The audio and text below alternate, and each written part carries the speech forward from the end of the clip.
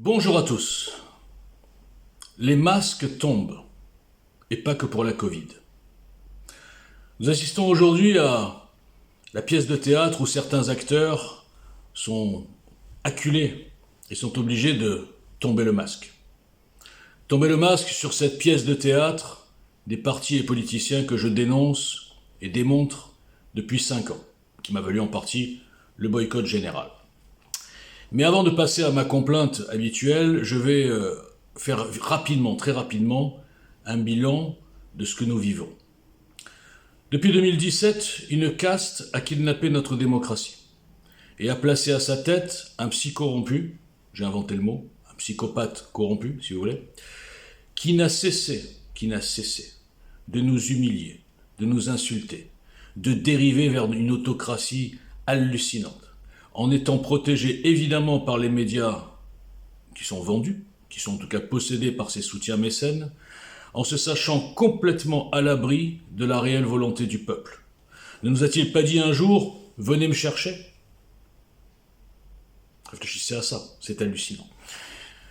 Ne nous a-t-il pas dit un jour « J'ai envie d'emmerder les non-vaccinés » C'est un président de la République. Ne va-t-il pas humilier notre pays, s'humilier lui-même dès qu'il est à l'étranger ? Se pavaner dans des boîtes de nuit, en enlaçant des racailles ? J'en passe et des meilleurs. N'y a-t-il pas derrière lui tout un mystère de son accession au pouvoir ? Comment un banquier qui touchait 110 000 euros par mois en moyenne a pu accepter un poste au départ de conseiller à l'Élysée à 7 000 euros ? Vous ne comprenez pas que le chemin était tracé, que tout était prévu. Comment, pareil, la HATV, la moralisation de la vie publique, ils contrôlent tout ces gens-là, soi-disant, comme le PNF, a laissé passer une fausse déclaration de patrimoine ? Ça n'étonne personne. Comment se fait-il que, par exemple, dans le dossier McKinsey, on s'attaque à l'aspect fiscal de chez McKinsey sans regarder l'aspect corruption, favoritisme ? Ça n'étonne personne. Comment expliquer que, quand il est arrivé, il y avait 3 vaccins obligatoires et qu'il en a tout de suite rendu obligatoire 8 de plus ? Ça n'étonne personne. Comment expliquer que, quand il était ministre de l'économie, il a validé l'opération Alstom, qui a généré plutôt quasiment 1 milliard de mémoire, j'ai vu un reportage là-dessus, de rétrocommissions ? Ça n'étonne personne. Donc si ça ne vous étonne pas, c'est que vous êtes aveugle. En tout cas, ce qui est certain, et j'en passe, il y en a d'autres, ce qui est certain, c'est que si moi, un inconnu dans son salon, et vous, en tout cas une majorité d'entre vous, avons compris tout ça, eh bien, vous êtes d'accord pour dire que 90% des politiciens le savent, que 90% des journalistes le savent, et ils se taisent. Et je ne parle même pas des trucs de vie privée, etc. Je rentre même pas là-dedans. Donc cette caste a tout pouvoir et a en main absolument aussi toutes les institutions. Par exemple, nous avons le Conseil constitutionnel, les droits de l'homme, la Constitution, etc., qui, comme par hasard, a validé l'infâme, a validé la fabrication de sous-citoyens, pourtant bien français, ni délinquants, ni migrants étrangers, ni faux mineurs, ni rien du tout. Elle protège ces derniers, ni pédophiles, elle protège plus ou moins ces derniers, et elle a appuyé la création de sous-citoyens. Ils ont été d'une perversité absolue. Ils nous ont traités comme des animaux, et ils sont en majorité non vaccinés.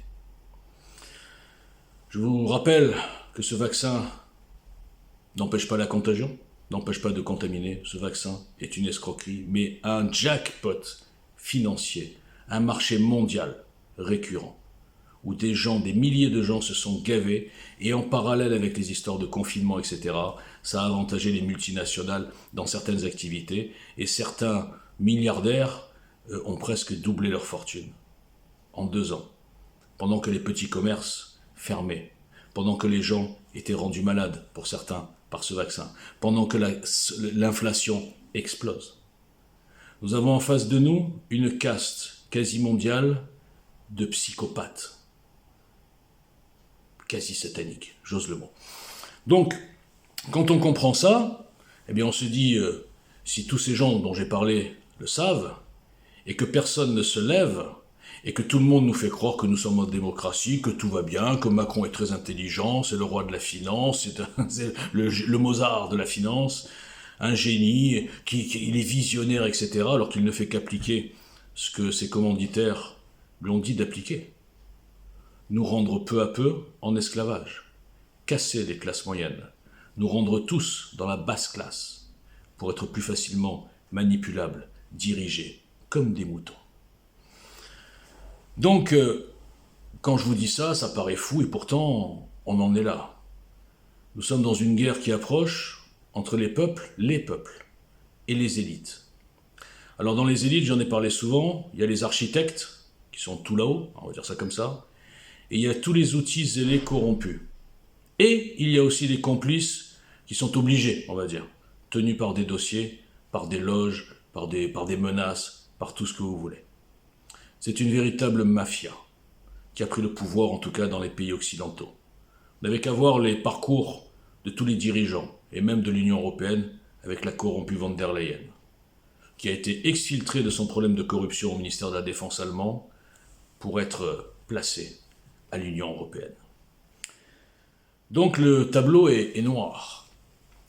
Et quand je disais en 2017 avec Egiel qu'il fallait construire autre chose, stop politiciens et quoi avant qui, ne plus tomber sur les hommes providentiels fabriqués, ne plus tomber dans le piège des partis politiques qui ne sont que des boutiques, je l'ai prouvé 100 fois, et essayer de construire quelque chose qui parte d'en bas, avec une autre communication, une autre philosophie, et des gens qui n'ont jamais trempé dans ce système. Évidemment, ça plaît à personne. Ça a valu, bien sûr, le boycott de tout le système, les insultes, les menaces, les cabales, même des petites starlettes des réseaux sociaux, ou des petites starlettes de la dissidence, ou des petits médias soi-disant dissidents, qui eux, ne sont pas du tout sataniques, hein. Ils ne sont pas dans la caste du haut, mais ils protègent leur marché, ils protègent leur gagne-pain. Je ne parle même pas des influenceurs antisémites, les soraliens, tout ça, toute cette fausse dissidence, qui n'est là que pour gagner sa vie. Et les youtubeurs, pareil. Donc évidemment qu'avec aucun soutien, aucune visibilité, aucune diffusion, les gens normaux, habitués à ce qu'on leur serve sur un plateau, les choses et les gens à admirer, à idolâtrer, mais évidemment, en me voyant nulle part, me voyant me faire insulter, suspendu 40 fois, etc., ils ont dit « ouais, celui-là, c'est même pas la peine qu'on regarde Giel, ça doit être un fou parmi tant d'autres. » Figurez-vous que avec Giel, j'ai même été boudé ou boycotté par toute la dissidence que j'appellerais gilets jaunes, parce que je les prévenais. Moi, j'étais là en 2017, mais quand ils sont arrivés en 2018, je leur disais « les gars, votre truc là, c'est n'importe quoi. Vous êtes en train de vouloir monter une révolution de gauche, hein, je schématise, alors qu'en fait, la révolution que nous devons monter, c'est une révolution, je ne vais pas dire de droite, mais qui doit être basée sur les valeurs, les racines chrétiennes, la souveraineté, la démocratie, c'est-à-dire changer le système. Tout ce qui sont en train de nous casser par le wokisme, par le globalofascisme, par la destruction de notre histoire, de nos identités, par l'immigration délirante, inassimilable, et ils le savent, c'est fait pour. Donc le sens de cette révolution, façon de parler des Gilets jaunes, qui était axée sur deux incantations, le peuple par le peuple, etc., n'avait aucune chance. Parce qu'il faut voir la démographie de notre pays, l'âge moyen, etc., et le système savait que les gens un petit peu habitués là, au confort, au conformisme, allaient rejeter les Gilets jaunes. Et on l'a bien vu, comme je l'avais annoncé, aucun gilet jaune n'a fait quelque chose aux élections, 1%, 2%. C'est pas du tout comme ça qu'il fallait faire. La vraie méthode, en fait, il y en a deux. Giel a proposé depuis 2017 la constitution d'une équipe que nous avions appelée Egiel Trombi. C'était bien avant que Zemmour monte son parti, et bien avant que Guillaume Bigot soit en train de monter le sien, si j'ai bien compris, France Souveraine, bien, avec Michel Onfray derrière. Bien avant tout ça, eh bien, une petite équipe avait compris qu'il ne fallait plus attendre quoi que ce soit des partis politiques, qu'il ne fallait pas rêver d'une union des droites ou des souverainistes ou de ce que vous voulez parce que ces gens gèrent des boutiques et qu'ils sont là pour protéger leur poste quand ils en ont, leur caste ou leur boutique en termes d'adhérents, d'argent, subventions, etc. Petite parenthèse, regardez l'attitude des Républicains, Regardez la phrase d'Éric Ciotti, mémorable. Elle restera dans l'histoire comme Munich 1938. Non, non, je ne voterai pas la motion de censure, nous ne voterons pas, nous ne voulons pas ajouter du chaos au chaos. En fait, traduction, je ne veux pas prendre le risque d'un chaos et de nouvelles élections parce que je ne suis pas sûr d'être réélu député. Ces gens n'ont qu'une seule motivation, leur poste, leurs avantages, leur portefeuille et leurs égos, le goût du pouvoir. La France, ils s'en tapent. Donc, je reviens sur les deux plans. Donc, il y avait constitué donc une équipe de France avec des gens hors politiciens à 80%, quelques cadres politiques quand même que j'avais imaginés dans l'équipe. Par exemple, Marlex, très déçu de Marlex, mais à l'époque j'étais un peu naïf. Bien sûr, il fallait des gens comme Zemmour, comme Charles Gave, comme Philippe de Villiers, comme Michel Onfray, comme Natacha Polony, peu importe les noms, je veux dire, il y en a plein, on n'aime pas celui-là, on s'en fout. Ce qu'il faut monter, c'est une équipe de France complémentaire. Même Asselineau, pour la partie sortir du machin, il faut une équipe de France complémentaire, bon même si lui il est quand même politicien, une équipe de France complémentaire qui va travailler ensemble sur la base d'un programme commun, et sans penser tout de suite qui va être les candidats. On s'en fout du qui. Pour l'instant, on construit le quoi. Et j'appelais ça EGL Trombi, et il se trouve que le programme commun, le seul programme qui pourrait rassembler, on va dire au sens large, les souverainistes de droite et de gauche, il est chez EGL. Mais personne ne veut le regarder, parce qu'aucune boutique n'a intérêt à ce qu'une solution d'union voit le jour. Et comme ils savent, chaque boutique sait que leurs militants sont binaires et sont derrière le gourou et ne contestent jamais les décisions du parti, parce qu'ils sont déjà formatés type Parti communiste chinois, c'est ça, hein. Donc ils sont tranquilles, personne ne les embête, personne ne les force à faire l'union, sauf un hurluberlu, Walter Boujna, qui ne cesse de le dire, de le démontrer, de proposer, mais qui est boycotté. Et ils sont tranquilles parce qu'ils savent que justement, Walter Boujna et EGL sont boycottés par tout le système. Aucune visibilité, aucune chance d'être vu, d'être compris, et donc, bien sûr, la psychiatrisation. Il y a même parmi ces gens-là, ces médiatiques, des gens qui osent me traiter de fous, de grands malades, hein, des gens comme Didier Maistre, des comiques qui ne proposent rien. Lui, Didier Maistre, il est quand même allé soutenir Mélenchon, hein, n'oublions pas l'essentiel. Donc ces gens-là me traitent de grands malades, alors qu'ils n'ont aucune idée. Ils sont là pour gagner leur vie en faisant des chroniques, des grandes analyses d'intellectuels. Et on dit, bon, qu'est-ce que tu vas faire ? Aucune idée. Et c'est moi le malade. Extraordinaire. Bon, donc ce plan, à vrai dire, il est un peu dans les choux, si je dirais, oui, on peut dire, parce que, justement, je me suis aperçu que ce système était vraiment consanguin. J'avais beaucoup d'illusions sur des gens, justement, même comme Zemmour, hein, bien sûr, avant qu'il fasse son parti, et qu'il devienne un politicien comme les autres, voire pire. J'avais beaucoup d'espoir sur Guillaume Bigot. Hein, je voyais à la télé, je croyais que c'était un type proche du peuple, etc. Pas du tout, il est dans son système. Messia, ça n'a pas duré longtemps. Au tout début, j'ai cru que c'était un type qui était intéressé par la France. En fait, il est intéressé par son portefeuille. Donc, c'est vrai que quand je fais la liste, même Charles Gave, bon, j'ai eu l'occasion de le rencontrer sur un autre dossier, bon. Non, ils sont tous dans une caste de snobinards. On ne peut pas y entrer. C'est-à-dire qu'ils ne proposent rien, mais ils prennent de haut ceux qui proposent. Ils ne regardent même pas. Donc, ça va être compliqué. Alors donc, on va passer au plan numéro 2. Le plan numéro 2, c'est quoi ? Eh bien, je reviens au point de départ. Si les journalistes, les politiciens, plein de gens dans la rue, des inconnus, des gens comme moi, ont compris ce qui se passe, eh bien, il est impossible que les gens de l'armée, les serviteurs de la nation, ne l'aient pas compris. Impossible.